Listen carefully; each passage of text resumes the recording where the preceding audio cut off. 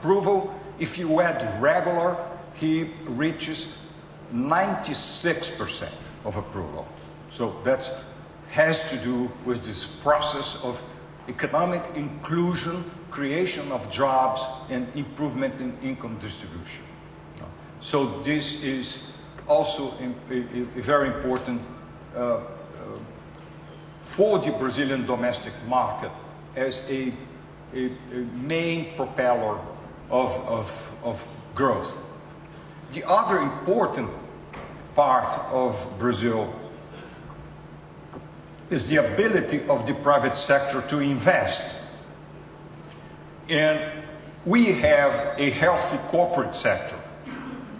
Our corporate sector has low indebtedness, low leverage, and its profitability has improved, and in the last 5 to 6 years, it has an average above 12% of profit to net worth in open company, in public companies, which compares very nicely with the record before in the 90s, in which profitability was very low, was below 6%. So we have a double in average profitability for public companies in Brazil, and this is important as a source of strength for the economy. And to finish, we have also a process in which credit may grow. The Brazilian economy is characterized by a low leverage economy in which both families, corporations have low indebtedness ratios. Total credit to GDP this year will, in our projection, reach slightly around 49%, maybe slightly less than 49%. It's now 47.4% of GDP. Numbers of October, we think it will reach 49% total credit to GDP. We project that there is a potential for credit expansion, very important, particularly for housing. In that gray area, we project that the housing credit for housing could triple if we take averages of mid-income economies in which housing credit has an important presence.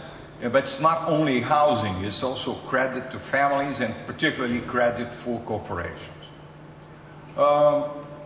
Here now I'm switching to BNDES, and this is a very interesting chart in which we show the recent performance of BNDES as far as small and medium business is concerned, small firms. This has to do with a very successful launching of two programs. One is a widespread commercialization program for capital goods, which is helping the renewal of the manufacturing capability of the small firms, which is called PSI, a program. And the second was a very successful expansion of a credit card for small firms. BNDES is a wholesale bank, but we were able to create a credit card for small firms, and this expansion of the credit card for small firms is very interesting. It multiplied by 7. We had 50,000, now we have 350,000 cards for credit card. It's a small credit card that is around $500,000 around that as a credit limit, and it is issued through the banking system, and that explains the expansion of credit to small firms, which is also a virtual process of improving market conditions also for telecom business, because telecom business needs a network of small firms in order to improve its performance. As you know, telecom has a big market for families, also a big market for corporations, and other market for institutional data large data flows, which is also a different segment for markets. But this is important for, it's an important tool also for the improvement of the market.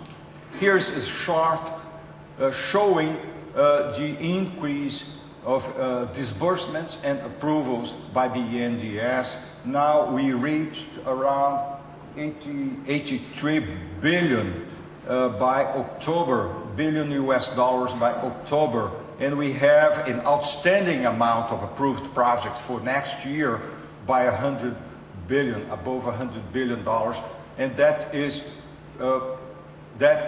investment, that is capital formation, and that's why we are bullish about the perspective of capital formation in Brazil. In addition, and then we expect that in coming future, BNDES could stabilize. It is already a very large development bank if we compare BNDES with other development banks. And now the intention of the Brazilian government is to create incentives for the private sector to supply the amount of credit needed to the additional expansion of the economy. And we also expect that an improving economy would combine lower interest rates with a declining public debt. This is the projection by the Ministry of Finance, and it is in fact placing a very strong signal that the consolidated deficit of the public debt is in the way to vanish, in the way to zero deficit in coming years. And this process, combined with the consolidation of fiscal, not just fiscal policy, but an efficient monetary policy, could allow us to resume in the medium term the trend for reducing our interest rates. I'm not, just to say, I'm not making a comment about monetary policy in the short term. Let me make it clear. I'm not talking about next meeting of our monetary committee. No, monetary policy has to face inflation, but important is the trend. The trend is to resume a further decline of our short-term interest rate.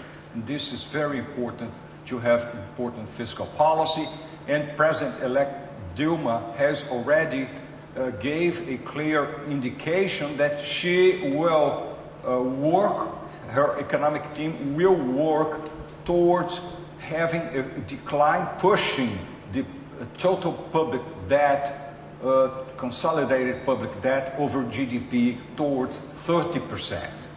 Now, we are already resuming a trend for reduction of the proportion of debt to GDP ratio towards 30%. Let me speed up so we can talk. Let me say a few words about how Brazil is viewed now as an attractive place, attractive economy. It's an economy that ranks third and sometimes almost second as an important destination of foreign investment. In pair with India and second to China. We also have a very strong external position. If we read the last columns, we will see this as a proportion of GDP, our global international reserves, currency reserves, are higher than our total foreign debt. So in fact, Brazil is a net creditor economy, has a cushion of reserve that protects the economy from external shocks. In sharp contrast with the past, in which Brazil was a very vulnerable economy to external shocks. Let me say a few words about investment perspectives. That is a projection by BNDES based on observed investment plans that consult with BNDES. As you know, BNDES is the main source of credit, long-term credit in Brazil, and almost all large investment plans consult with BNDES. And so that's what we see is a rising trend of the total savings and investment ratio to GDP in the coming future. We think the Brazilian economy has to invest at least 22% of GDP, maybe more would be desirable to allow the economy to grow with stability.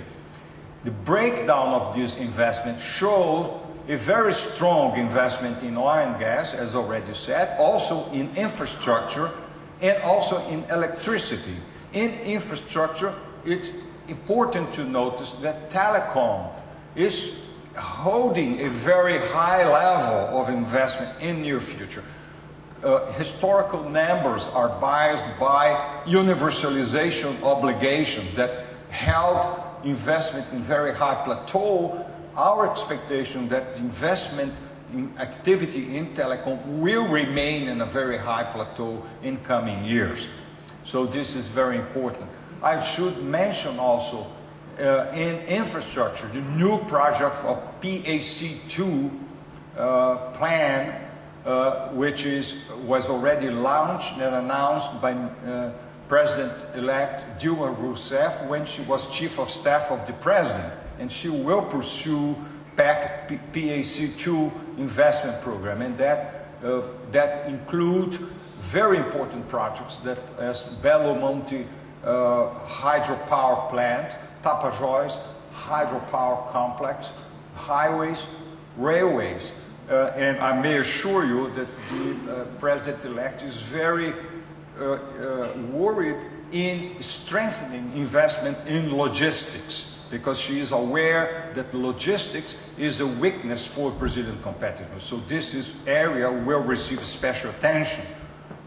And we also have, in addition to all those positive aspects, we have the World Cup and we have the Olympic Games to take care of that will require a lot of investment. So let me skip. This is the oil and gas investment. You will receive this later, so we will skip. It's a lot of investment in oil and gas. This is the productive chain for oil and gas. I will skip this, and I will finish now. I will just say Brazil needs to better long-term planning. Brazil needs to improve its domestic savings base in order to fund and finance investment. Brazil needs to keep the very virtuous process of upward social mobility that I already talked about, and that is the nice part of continuity that we need to keep. And we have also to care for more innovation, more competitiveness, and telecom is one area that is a leading area for innovation that we have to also to take care of. And that's it, important also to stress the environmental sustainability. That is the bias and necessary bias for the future. Let me stop here. We still have 15 minutes to go. Maybe we could answer a few questions. I'm sorry I expanded too much, but thank you for the attention.